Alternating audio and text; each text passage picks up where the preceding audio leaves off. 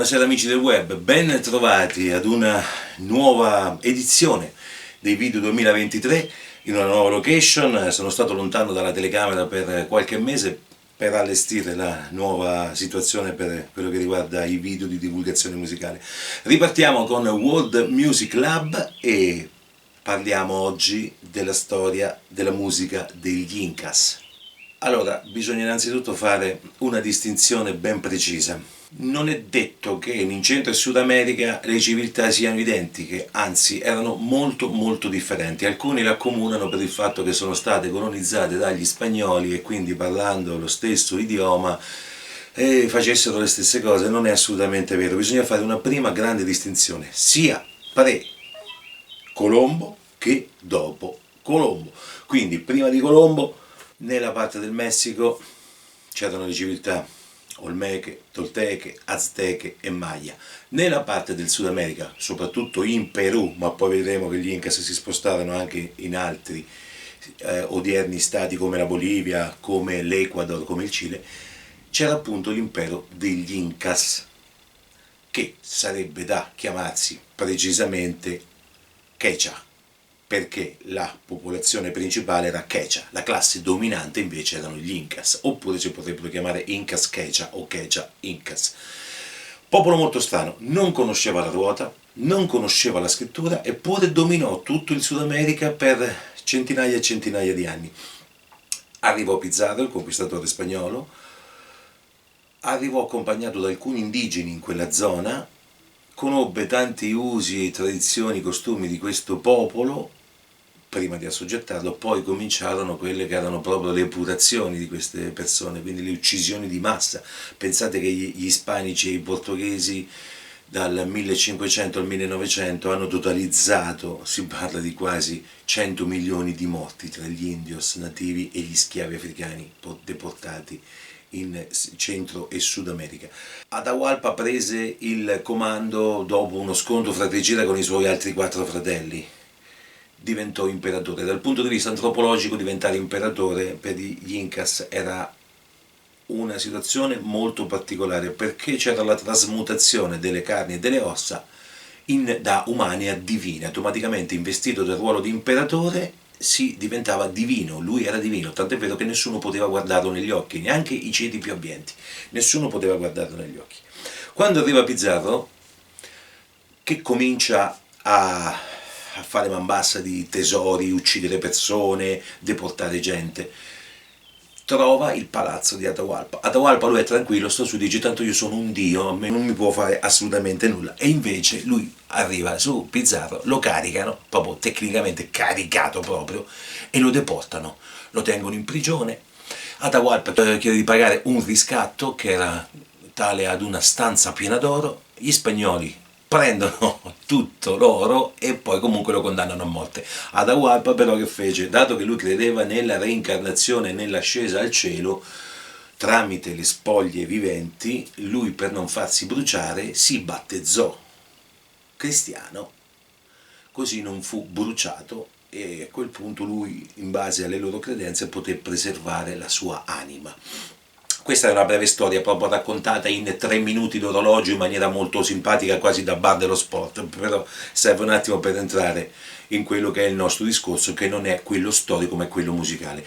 Prima di Colombo e dopo Colombo, questo è fondamentale. Allora, per quello che riguarda questa popolazione del Perù e delle Ande, perché non si può definire l'impero Incas un impero peruviano, ma un impero andino, tant'è vero che la cultura delle Ande, anche se è divisa in diversi paesi, è molto simile per tanti punti di vista. Prima di Colombo, prima degli spagnoli, gli strumenti utilizzati dagli Incas erano tendenzialmente flauti in legno, flauti di canna per quello che riguarda la parte melodica, piccole percussioni, piccoli tamburelli che si potevano anche indossare alla cintura, ne abbiamo alcuni anche nel World Music Lab e nelle short di World Music, poi dopo aggiungerò anche i link a questi 2 strumenti. Erano questi qui, per intenderci.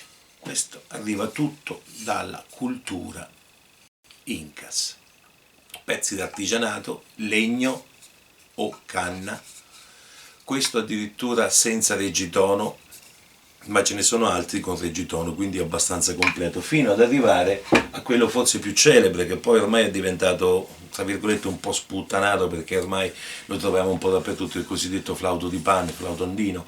Questo è originario di quella zona tra il Perù, appunto, il Cile, l'Ecuador, la Bolivia, quella parte occidentale del Sud America. Poi adesso troviamo anche dei messicani che suonano questa roba spacciandosi magari per andini, ma ci sta, perché ormai le mode dell'etnia modificata ci sono un po' dappertutto.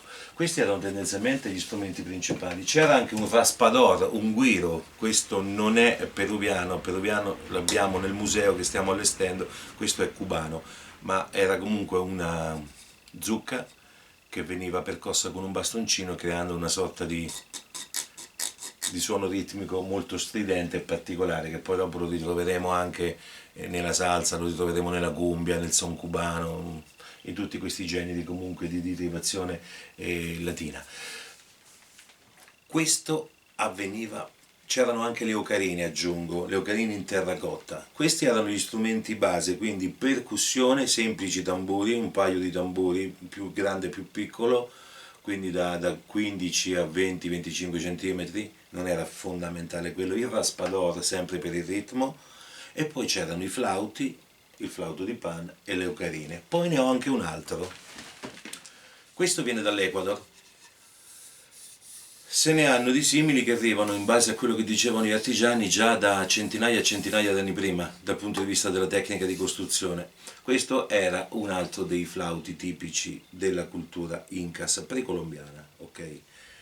Quindi questa tipologia di strumenti aerofoni, e guarda caso con una mia vecchia tesi parlavo che gli strumenti aerofoni erano più diffusi nelle parti montane del globo, mentre le percussioni nelle parti più aride. Era un discorso che andava un po' a dividere il pianeta non per comparti geografici ma per altitudine. Per alcuni versi infatti vediamo che questo discorso potrebbe anche rientrare in quest'area tematica. Dopo gli spagnoli invece il discorso cambia. Perché? Perché gli spagnoli introducono in Sud America il liuto, non la chitarra, perché tecnicamente la chitarra arriverà dopo, ma il liuto. E queste popolazioni scoprono l'utilizzo del liuto negli accompagnamenti musicali della musica popolare soprattutto, ma anche della musica sacra, copiando agli europei questi strumenti, creandone di nuovi, leggermente differenti per grandezza o sonorità, come il tres, il quattro, che sono strumenti a 8 corde, 4 corde doppie o 3 corde raddoppiate come il tres. Questi strumenti poi li troveremo in tantissime parti del sud e del Centro America. Quindi capite come c'è questa evoluzione. Arriva il liuto dall'Europa, si va ad aggiungere ai flauti, si va ad aggiungere alle percussioni già esistenti, ma gli europei portano anche un'altra cosa, portano delle linee melodiche diverse, delle armonie differenti, del modo di comporre musica differente. Ed ecco che c'è la seconda evoluzione di quella che era la musica degli Incas, che diventò musica andina. Ancora oggi troviamo questi modi di suonare, di solito maggiore, in rari casi minore, due giri di 2, 3, massimo 4 accordi, proprio genere ballads pieno, quindi accordi che si ripetono tante volte senza variazioni, senza incisi, senza ritornelli, niente, quindi un semplice giro armonico dove si va ad improvvisare con ocarine, flauti e c'è un tamburo d'accompagnamento. Quello che abbiamo visto nel grande disco degli Inti-Illimani Viva Cile del 1973 alla fin fine era un pupurri di musica andina unita a melodie europee con testi chiaramente in spagnolo, in quel caso erano testi di protesta, erano testi di ribellione contro la dittatura di Pinochet, però ci fa capire come proprio una band che ci fa comprendere in fondo quello che è avvenuto nell'evoluzione storica della musica di questi popoli che occupavano questa catena impervia delle Ande. Io non ho altro da aggiungere, vi do appuntamento alla prossima puntata e vi ricordo una cosa, al di là di iscriversi o meno al canale, ormai non lo guardo più quello, perché tanto l'algoritmo fa come vuole. Occhio alle playlist perché ne sono tante e ci sono tanti video nel canale, siamo sui 330-340 video ad oggi e sono divisi per aree tematiche, ci sono tanti argomenti sempre nel settore musica, quindi occhio alle playlist perché le singole playlist verranno aggiornate, c'è anche la playlist di meditazione olistica che è nuovissima, c'è un'altra playlist che riguarda l'hardware, riguarda gli strumenti musicali, gli effetti per gli strumenti musicali, quindi tanti altri piccoli comparti all'interno del canale. Non guardate solamente l'ultimo video che esce perché poi sulle playlist ci sono sempre delle novità e occhio agli short che ormai ci ho preso il vizio. Bye bye, have a nice night, awaraya, vita sana.